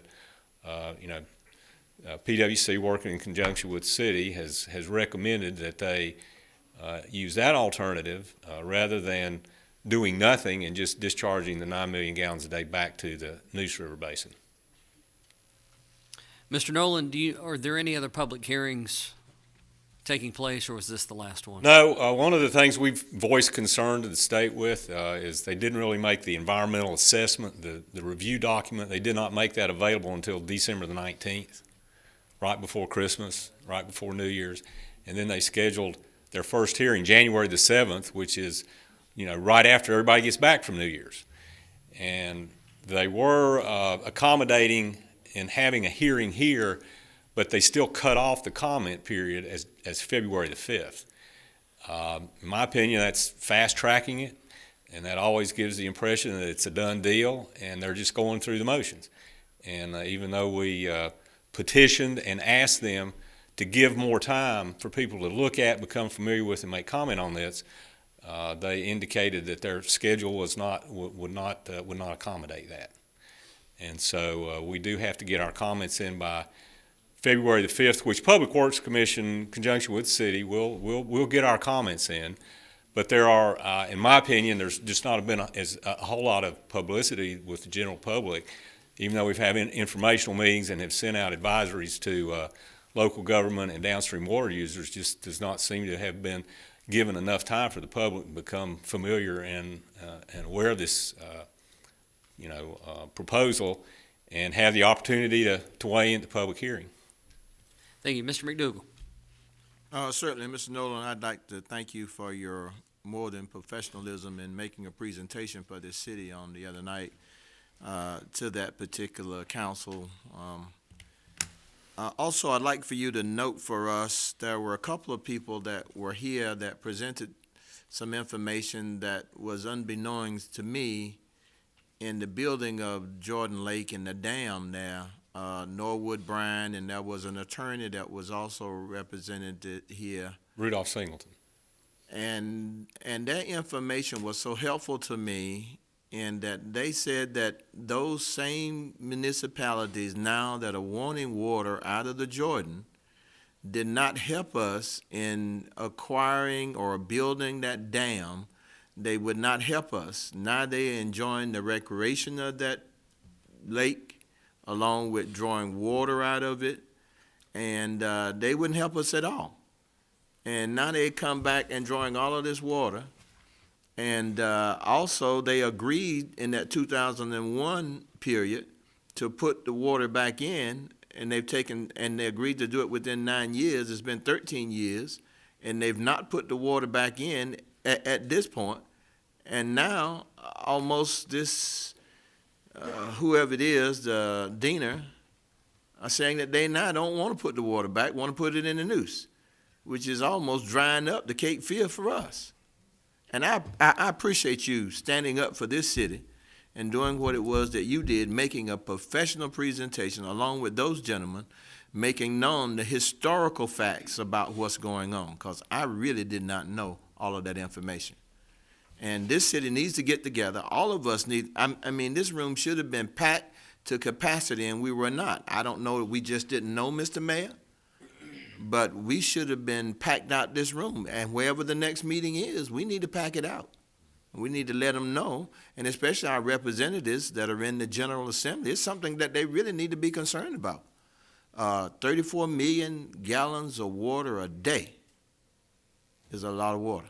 out of that river? Well, the history of the Jordan Lake getting built starts back with Hurricane Hazel in 1945 and some of the serious flooding that it caused. And so that was one of the main impetus for building Jordan Lake, was for flood control. And Jordan Lake was envisioned as being a tremendous benefit to Fayetteville and everybody downstream to prevent those kind of catastrophic floods going forward. But there was a lot of debate about, well, how good is this lake going to be? How good is the water in it going to be? It took a lot of land that had to be acquired, and of course, anytime you start taking people's land for the public good, creates a lot of controversy. And there were court battles, and it was before my time, but Rudolph Singleton was involved quite a bit with some of the challenges that came up and difficulties that came up in making sure that it did get built. As far as the Western Wake treatment plant, they were supposed to have had it built by 2011, but it was, as you can imagine, a $300 million project, has a lot of parts to it. They had to get a lot of agreements with the communities and the rest of Wake County, and so they finally worked out an agreement and cost sharing, how much capacity each person would get out of it. So the plant was built, and it was put into operation this past fall. We did not have any problems while it was being built. Of course, the thing is that they're looking at like, well, would it be a problem 30 years from now? And the model is saying, well, no, we don't think it's going to be a problem 30 years from now, but what about the next 30 years that come after that? You just can't look 30 years and say, okay, we'll be good for 30 years and forget about it. I don't think 1985 doesn't seem like that long ago, but that was 30 years ago. And so it'll be here before you know it. And then what about the next 30 years? And so, in our opinion, in my opinion, if they return the wastewater, then there is no question to be asked in the future, did we do the right thing or did we do the wrong thing? Because at that point, then you can't undo it. But there are no more public hearings. The one we had last week was the last one, and the hearing record will close February the 6th, and then they will make their recommendations to the Environmental Management Commission. And I assure you, we are working with our local delegation to make sure they have the information they need in order to try to, assist us and our community in any way that they can to make sure that the right alternative is selected. But for citizens that are listening tonight, is there something that they should do or can do? Call the local delegation, send them emails or texts, or would you recommend that? I'm not sure what kind of information we have on our website, but certainly, they do have the option of submitting comments to the hearing officer as long as he gets them before February the 6th, so we can make sure that information is on the website. Or Mr. McDougall, if they'd like to email my office or our office, I'd be happy to get those compiled and pass them on as well. Okay, that can work, because there's just one person that's making that decision, is there not? Well, the Environmental Management Commission, I forget what the exact number of commissioners they have on that body, but I think it may be as many as 15. Okay. So there's a lot of people sitting around that table. Some are appointed by the governor, some by the some by the House of Representatives, some by the Senate, and there's certain representation. So it would be that collective group that would make that decision. But it's a very important issue for our city. I mean, I don't know that there's any more important issue right now that's going on. It's very active. Absolutely. Thank you, Mr. McDougall. Mr. Crisp. Sir, I'm going to think out loud for a moment because I want our viewing audience and our citizens to understand what we're talking about here. And I'm going to put this in layman language because we talked about a lot of things, option 2A versus option 3A. Here's what I want citizens to understand. An interbasin transfer means that we take water out of one source basin, but we don't put it back, we put it in a different basin. Correct. Okay? Now, the thing that bothers me is, and I want them to understand why we're upset over this, is Apex, Cary, Morrisville, and Wake County want to take approximately 34 million gallons of water from those municipalities and towns along the Cape Fear that rely on it for our water supply. They want to use it. They want to treat it, but they don't want to put it back in the Cape Fear. They want to put it back in the Neuse River. So as our communities downstream grow and there's an increased need for water, we will have less. Pray God we don't have a drought or two, because Cary, Apex, Morrisville, and Wake County want to take water from us, our source, use it, treat it, but put it back into the Neuse River. That's correct. The number, right now, they're already authorized to do that with 24 million gallons a day, and they want to increase it by 9. Right. Up to, and that, then the total would be 33. Now, so I want the people to understand that that's option 2A is what they want to do. And we are vehemently opposed to that, is what we're saying, this council. And I want the citizens to understand. And Councilman McDougal asked, what can they do? Folks out there, it's time to start talking to your delegates in Raleigh before this thing gets rammed down our throat. And before we find 20 years, 30 years from now, we don't have enough water because our rights to the Cape Fear water has been abrogated, taken from us, and given to these municipalities. They can use it, treat it, but put it back in the Neuse River, and we don't get water from the Neuse River. Did I lay this out? You'd make a great engineer. Thank you. Thank you, Mr. Chris. Mr. Arp.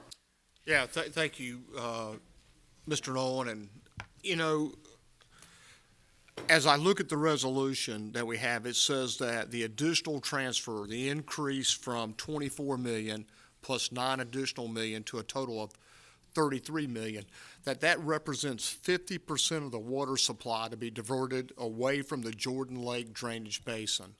That means the basin will have 50% of its capacity for water that'll be flowing downstream to Lillington and to Fayetteville and Elizabethtown and on to Wilmington. Well, this whole subject starts getting kind of tricky and difficult to follow. That 50% was set up so that water would be discharging and eventually coming back into Jordan Lake to be used.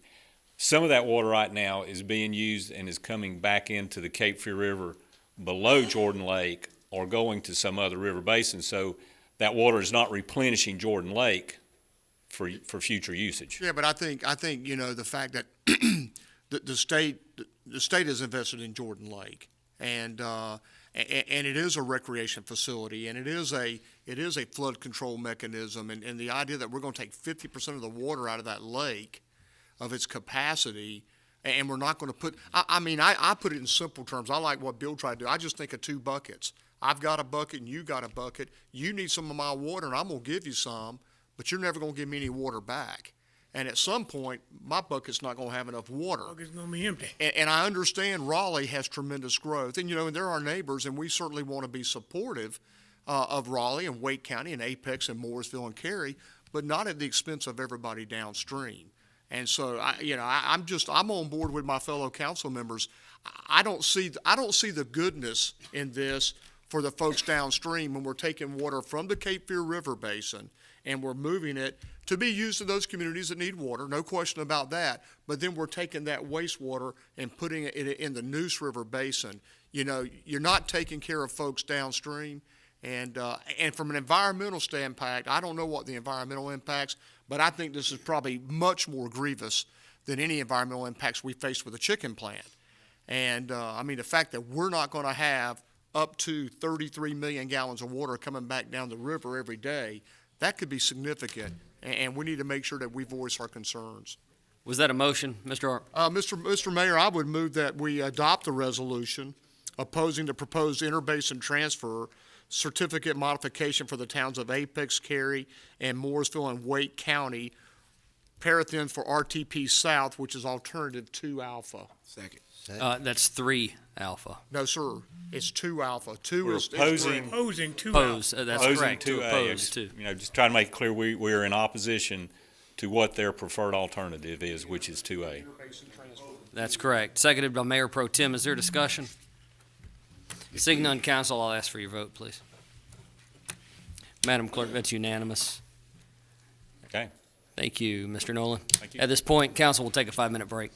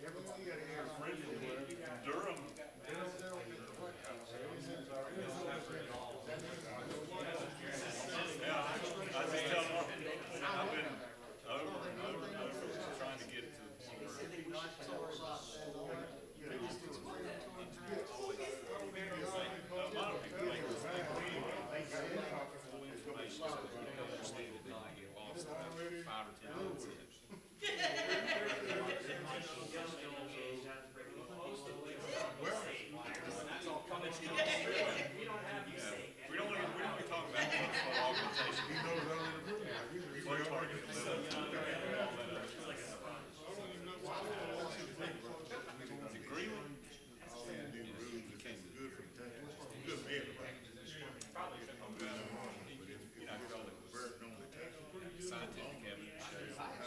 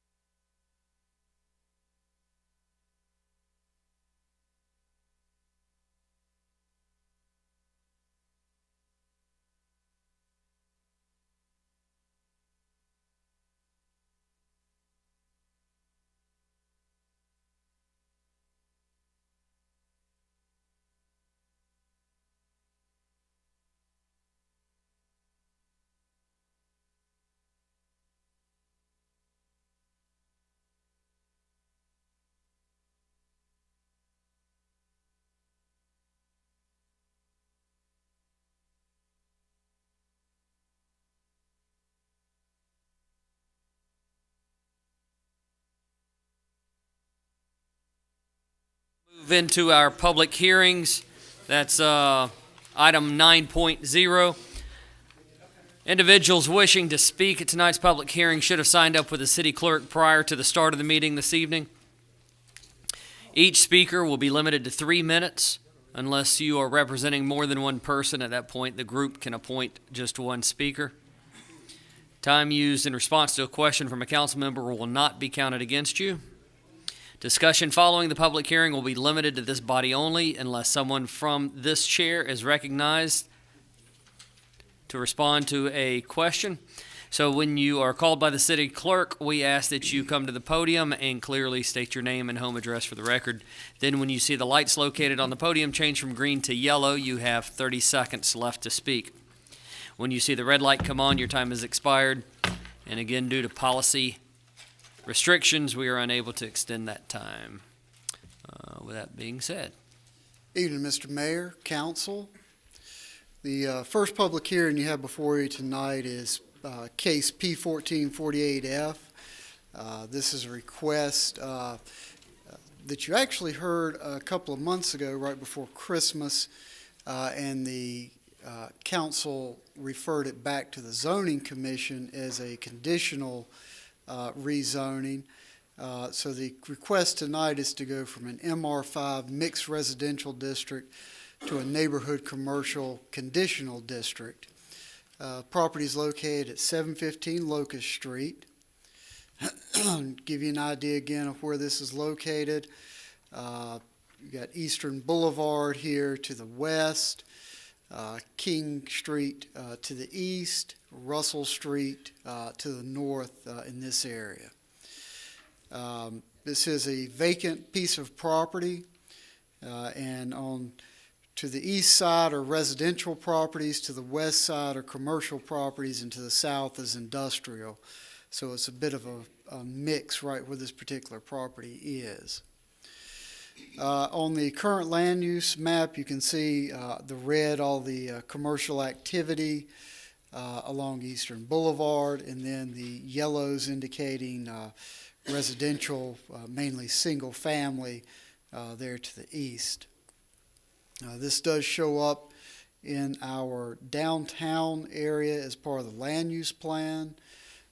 Downtown area calls for a lot of different uses, as much as most downtowns do, everything from industrial to residential. Just a couple of photos of the property. Again, it is a vacant wooded lot. This is the property to the west that's at the corner of Locust and 301. These are the properties to the east. These are the residential properties. And then this is the industrial property to the south. It was, again, sent back as a conditional zoning request. When it came to council the first time, there were a couple of residents that lived and owned property adjacent to this, and their biggest concern, or really their only concern, was alcohol sales on the property because of some of the businesses out on 301 that they've had problems with in the past. So that is the condition that was put tonight, and I don't believe any of the people who spoke in opposition before are here tonight to do the same. The Zoning Commission and staff have recommended approval. That's based on the NC district, serve as a buffer between 3 different types of zoning.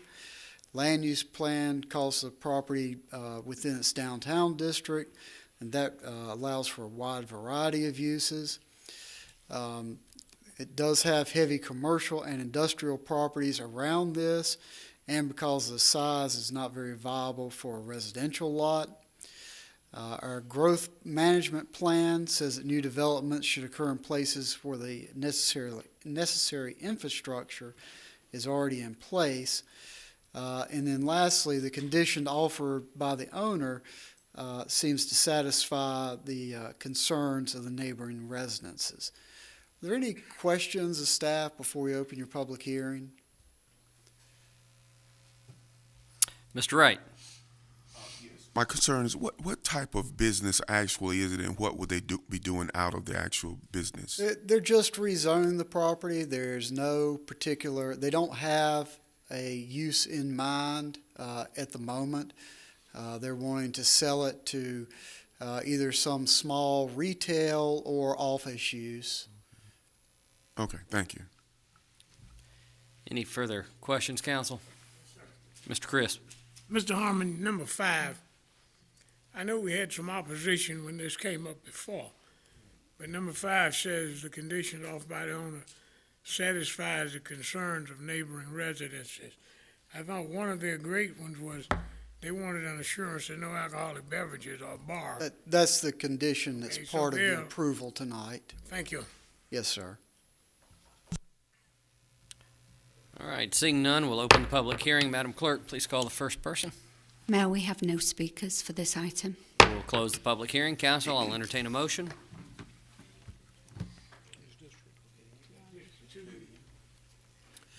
I move that we follow the direction of staff in regards to the conditions granted with this rezoning. That motion by Mayor Pro Tem, seconded by Councilmember Colvin. Any discussion on the motion? Seeing none, council, I'll ask for your vote, please. Madam Clerk, that's unanimous. 9.02, Mr. Harmon. The next case is a special use permit request, so if we can get any speakers to the clerk's area to be sworn in before we start.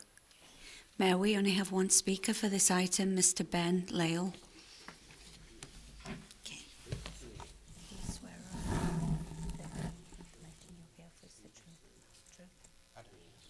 Thank you.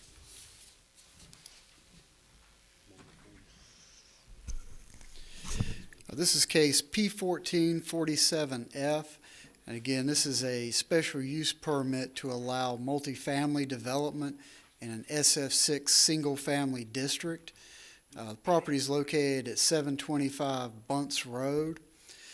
To give you an idea of where that is, a little confusing when you look on the map. You see Sykes here.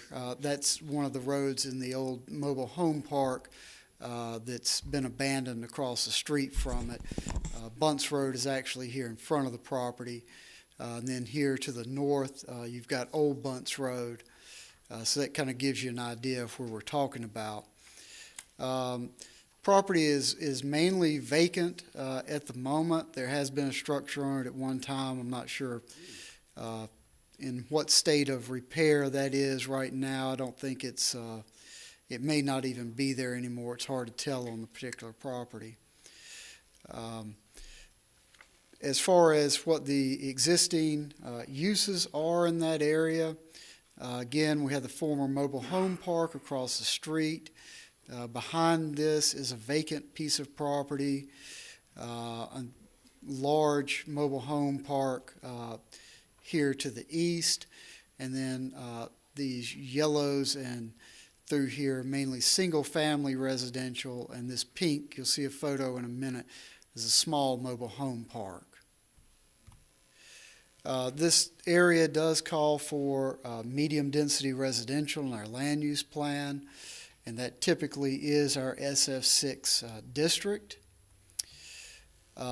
This is, again, special use permit.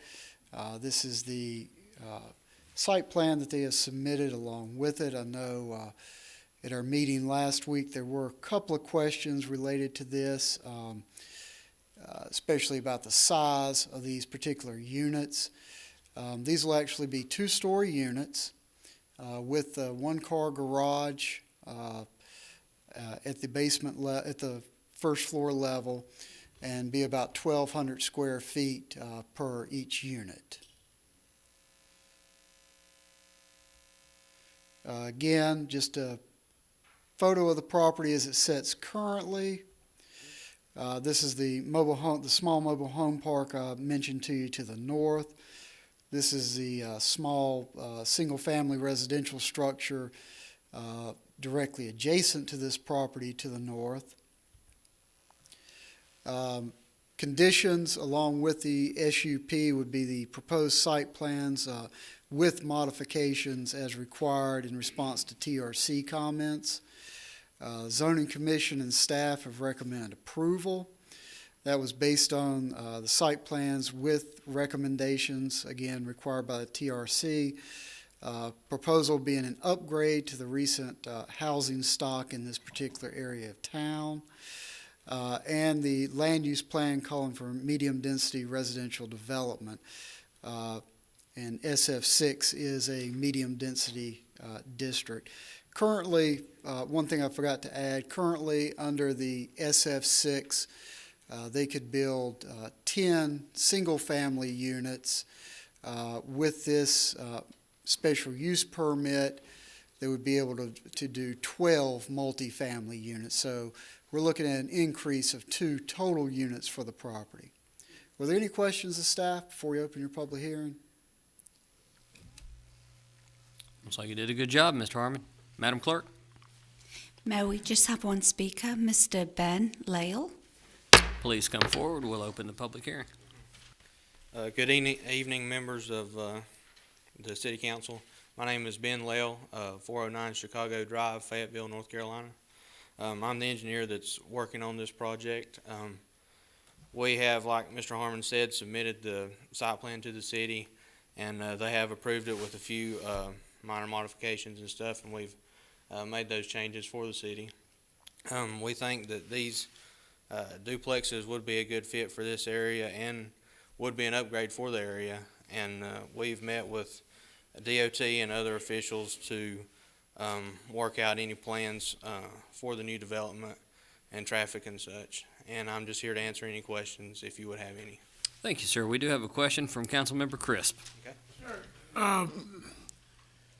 Did I understand you're going to have a one-car garage at each of these 12 units? Yes, sir. What about outside parking? There's going to be a driveway to each unit where they can park. So if I'm in one of them, I'll be able to have one car inside and one car in front? That's correct, sir. What about visitor parking? There'll be a driveway where you can have a visitor parking as well. Okay, thank you. Thank you, Mr. Mayor. Thank you, Mr. Crisp. Mr. Wright? Thank you for looking at our area off of Bunch Road to upgrade. What type of or amount of rent would be charged for the residents that's moving in that area? The developer is not with me tonight, but this is more meant towards working class people. I would hate to take a guess and be wrong, but it's not intended to be like low income housing. It's intended to be for the working class, blue collar type citizens. Okay. All right. Thank you. And I know that there was some concern over the buffering around the area. You have met those concerns? Yes, we have gone by the UDO, the city's UDO, and put the required amount of trees, landscaping, buffers, and that sort of thing in place. Okay. Thank you very much. Council, any other questions? Anything else from you? That's all. Thank you. Approximate unit value. You say 1,200 square feet. What is it, about $100 a square foot to build, or 120? Somewhat close to $100 a square foot. Yes. So you talk about $120,000. Yeah. So we can figure the rent from that. Okay. All right. Thank you, sir. We'll close the public hearing. Council. Yes, Mr. Mayor. Mr. Wright. I make a motion that we're the issuing of the special use permit for the multifamily development in the SF6 zoning district located at 725 Bunch Road, and being the property of Moreheim Investment LLC be approved as according to staff. All right, that's Mr. Wright and Mr. Hurst. Council discussion on the motion. Mr. Moan. Please vote. All right. Any other discussion on the motion? All right, Council, seeing none, I'll ask for your vote. Thank you, Mr. McDougall. Vote early, vote often. Yeah. Madam Clerk, that's unanimous. Motion to adjourn. Oh, no. Wait a minute, we got one more. Let me just note that, yeah, we've got the work session. I want, for clarification, for the sake of the agenda, 9.03 was tabled until sometime in May. Correct. And then we have a work session conflict that is normally scheduled for February 2nd. We have decided to move that to February Thursday, 5th. So do we have a motion that? Mr. Mayor, I would move that the council add a work session for Thursday, February 5th, 2015, at 5 p.m. in the afternoon. Second. And cancel the, And cancel, We're not canceling, we're just meeting at the Crown Coliseum for the, is that correct? We will be rescheduling your work session scheduled for February 2nd to Thursday, February 5th. so, that is And the motion. public hearing at the Crown will be Has been advertised, but it is scheduled for that night. perfect. so the motion would be to reschedule the work session currently scheduled for February the 2nd to Thursday afternoon, February the 5th at 5 p.m. Yes, sir. Second. All right, seconded by Councilmember Wright. Any discussion on the motion? Council, I'll ask for your vote, please. Bobby, you voted red. I can't believe that. Madam Clerk, that's unanimous. Davey, you can't vote twice. I'll entertain. Motion to adjourn, Mr. There you Mayor. go. Thank you, Mr. Arp. I know I looked at the break. Uh, Do you want to take some of that?